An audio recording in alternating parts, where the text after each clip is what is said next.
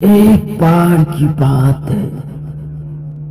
केरल के एक छोटे से शहर में सुल्तान नाम का एक डरावना कब्रिस्तान था। ऐसा कहा जाता है कि उस कब्रिस्तान में बहुत प्रकार के अलग अलग शक्तियां रहती थी। एक चांदनी रात को बिली, लूसी और रोहित तीन दोस्त कब्रिस्तान के किनारे पर इकट्ठा हुए। उनको कब्रिस्तान से भयानक फुसफुसाहट की आवाज सुनाई थी।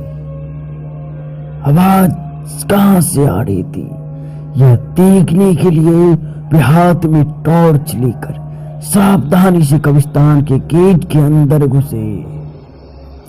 जैसे ही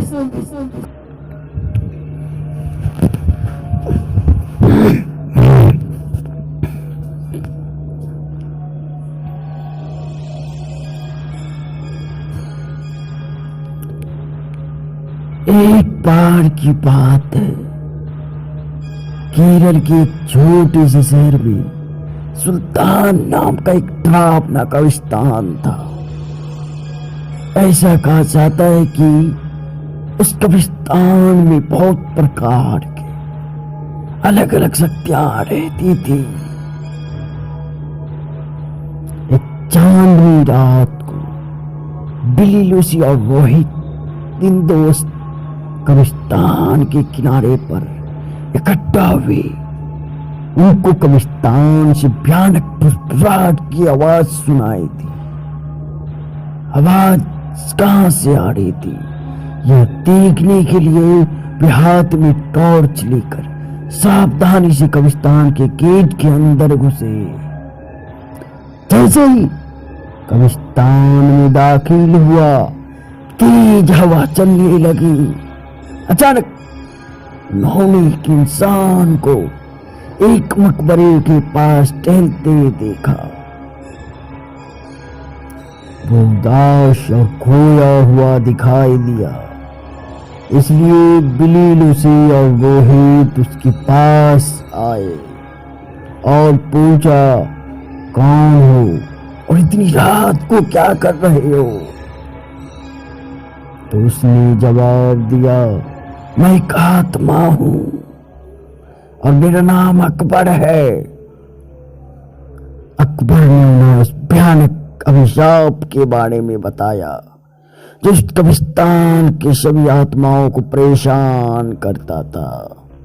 हर रात एक प्राचीन चुड़ैल जागती थी, कब्रिस्तान पर जादू करती थी और अकबर जैसे मासूम आत्माओं को अपने बस में कर लेती थी।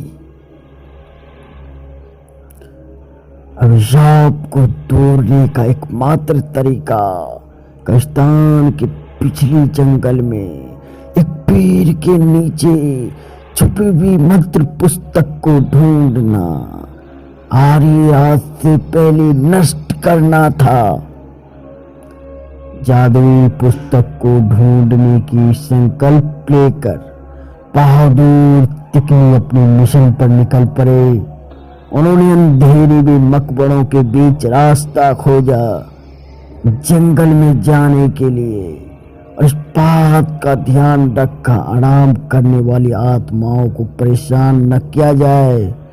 रास्ते में न वंश नामक सारथी छोटे कंकाल का सामना करना पड़ा, जो भी जादू की किताब में मदद करने के लिए तैयार हो गया। वह कंकाल उन्हें पुराने आम के पीछे पेड़ के पास ले गए और कहा, इस पेड़ की पत्ती सब अपने पास रख लो।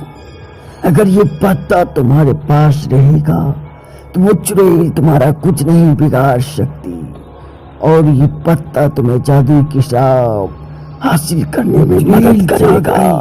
और गुस्से में दिखाई देने लगी। यह कहकर वो कंकाल वापस कब्रिस्तान की तरफ चला गया। बिली, लूसी और रोहित को जादुई किताब से रोकने के लिए भी जादुई शक्ति का प्रयोग किया, लेकिन उन तीनों पर कोई असर नहीं हुआ।